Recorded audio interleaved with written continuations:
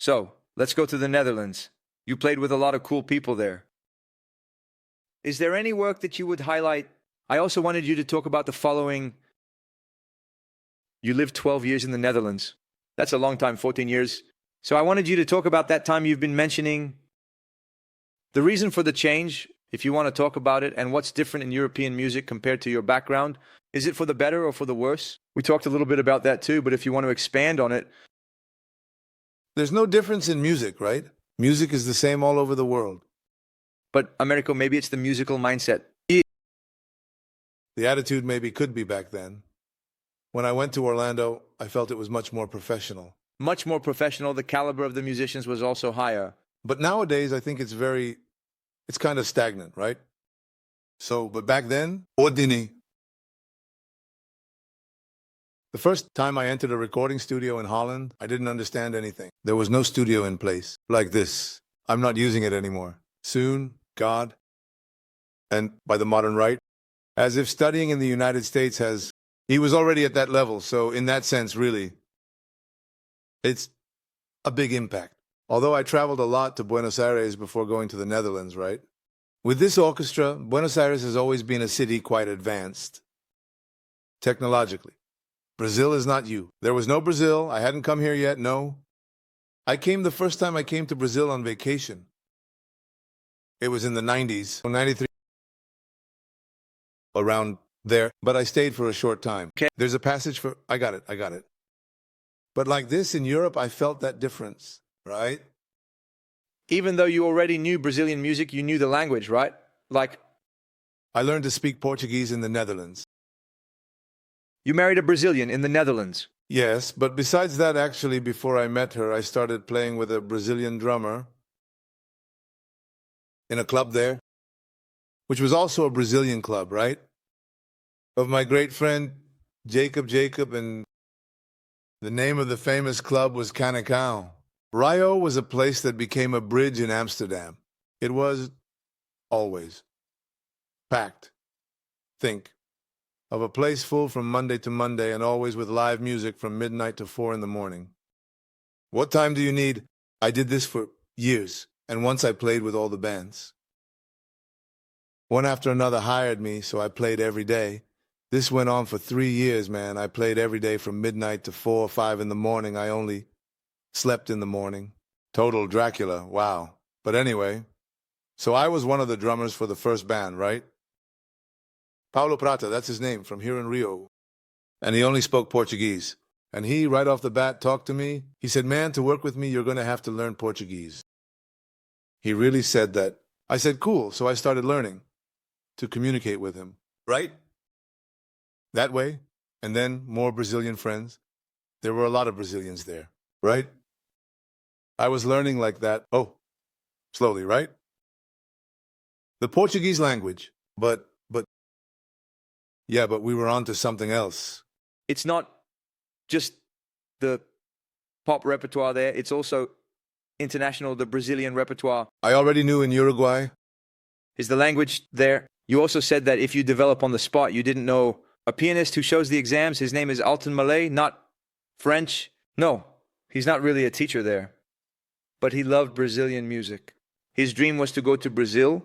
For him, he thought that when he got here to Rio de Janeiro, it would be in a little corner with a guitar. There's none, right? He said that when he got here, the people, man, my brother, get out of there. He said he was horrified because he thought the Portuguese language was something sweet, but it wasn't, right? The language is... The thing is, things have changed, right? But like this, in Rio de Janeiro, you don't speak like Tom Jobim. Rubinho was singing, right? But it's not 60, it must be around 50. Imagine, There wasn't all this noise in the music, even the new ones. The female and male singers were never singers with powerful voices. It was kind of like that. That day, it was always soft. You didn't expect to get here in Brazil. It's going to be a little sweeter, right? But I also, in a way, I certainly definitely understand what he told you. Were you disappointed like that? No, it's not disappointment. It's just a surprise. Because you imagine a place you don't know, in our case as musicians, by the music you listen to. So I imagined there would be more space, including for bossa nova, for caramba jazz. And there is, but there's little space, right? Because bossa nova is a very important style, right? Yes, that even took Brazil outside. Yes. So, if a tourist comes here to Rio and wants to hear bossa nova, good luck, right? Yeah. Good luck. There are a few places. Yeah. When I came here, there wasn't a single place. I think it was just the Vinicius Bar, which played bossa nova music. It was the only place. And I had friends who came here. I said, wow, there isn't any. Where am I going to listen? You're not going to hear anything good. There isn't. It's funny because Rio went into a decline after the schools started having financial problems and graduation. Yeah, right. So the record label also records me. And then you see nowadays, even television itself. Here in Rio, right? The channels are leaving here. Globo itself must be having financial difficulties. So really, the music mecca moved to São Paulo. It's been a while. About 20 years. It's true. There are more places to play. Now, Rio is nice, right? I think Rio now has quite a few places with live music. I think that after the pandemic, things turned around a bit. It got better, exactly. But you know, São Paulo, without a doubt, is a place that has a lot of options, right? But anyway, going back to Brazilian music, I was going to say and didn't. In Uruguay, I had a guide besides this orchestra. I had a gig where I played every Friday at a hotel. Uruguay still. Oh, Montevideo? Okay. It's because it was just a few years that... Actually, I started working professionally in Uruguay when I was 17, and I left when I was 22. Just 5 years. But in those 5 years, it feels like I really did a lot. So this gig I had on Fridays with the trio, the bassist, he sang in Portuguese, he sang Brazilian music, and he had a notebook. Several notebooks with all the chords of the great musicians Gilberto Gil, Ivan Lins, Javan, and all of the... João Gilberto, anyway. Tom Jobim, all of them. So, when I went to the Netherlands, I already knew all this repertoire. Have you always had a good memory like that? A lot from memory. Especially because I didn't read music, right? And I started playing by ear. You develop your ear, right? There was no way to read anything, right? Then, man, I learned. But I have a good memory. For music, I do. For titles, no. Or for lyrics. But for harmony and your process, it's more... It's not so much about thinking, for example, first degree, second degree, third degree. No, I never think about that. What do you think about when harmonically you remember a song? For example, let me take a practical example. I think, man, I listen to the harmony. No, but it's just that if I come to you like this, let's play Alton Leaves, you remember the harmony, right? Yeah, but I know the song well. I can play it in any key. Yeah, but I'm not going to think like, oh, the first degree, the second degree, it doesn't even cross my mind. That's right. I got it. But I had to explain it to someone, right? You have a knack for it. But it's another way of learning, right? In that way, you probably studied like that at Berklee, right? Yeah, for me, it's easier to think in degrees because I can play in any key. Yeah. For example, in Nashville. The sheet music in Nashville doesn't have a key. You know that, right? No, I didn't know that. They write the numbers. 1, 3, 7. 5, minor. What happened? The singer changes the key, man. Exactly that. And many of them, many musicians who play in Nashville, are not even theoretical at all. A lot of them play by ear, actually, but they know this method. It's fine for the song to sing, with all due respect, a simple song harmonically. Usually it's F, C, D minor, B flat, I don't know. Get harmony. So there they are, but they don't just put F, they put a 4. But I don't think that way. No? I never thought of it that way since I didn't learn that way, right? I got it. So, knowing the music, and I start to play the music in the key it was in. I see the music, the song music. Whatever you're playing, I see it as a path, a story, right?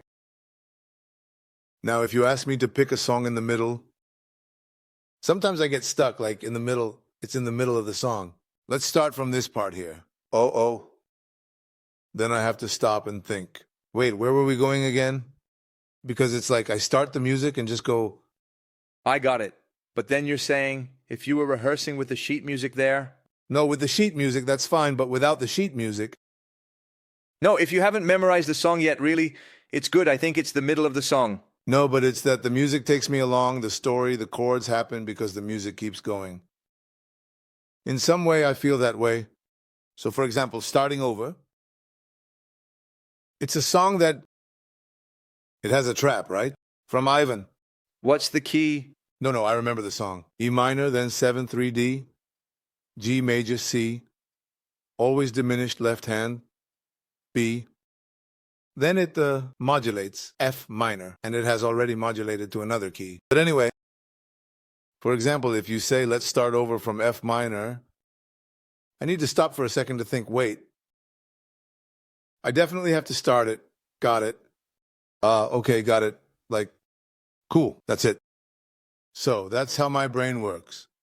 Yes, it's a little story, the song. You start and just go. Uh-huh.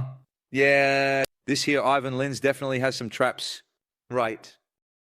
There are many, but Ivan's music is harmonically rich, right? It's because when you go through jazz school and learn the jazz themes, many times you don't have a reference for the harmonic paths of Ivan LINS, for example. It's different. There are other paths. Diff paths. There are the 2-5-1s and everything there, right? It really is different. But every now and then there's a little trap. There's one. I just went to see his show with Gilson Perencita, which was beautiful. And they played all the songs they played, I know. Like Ivan's, there are some from both too. And they played some of Gilson's that I didn't know, but I know all of Ivan's songs. And he has already changed the harmony. Some songs, I told him, wow, when there are some different chords, there's always something new, right? He really likes that, right? Harmony. And there are also the stories of Ivan. With the May, do you know this story? You've heard it from him, he told me. This story, I called him more, right? You know this story well. So go ahead and tell it, because it's actually a tragic story about a lie. It's not true, really.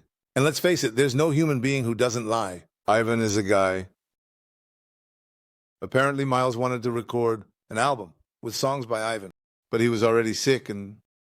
May already has a nation. Yeah. Then he ended up passing away. Then it didn't happen.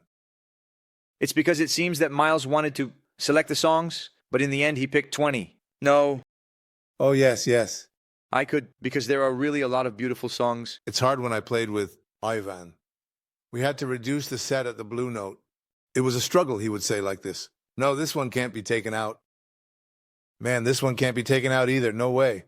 By the end of the set, there wasn't a single song that could be removed. I said, man, you have to take it out. Some, because otherwise we're going to play for 2 hours. It's true. Okay.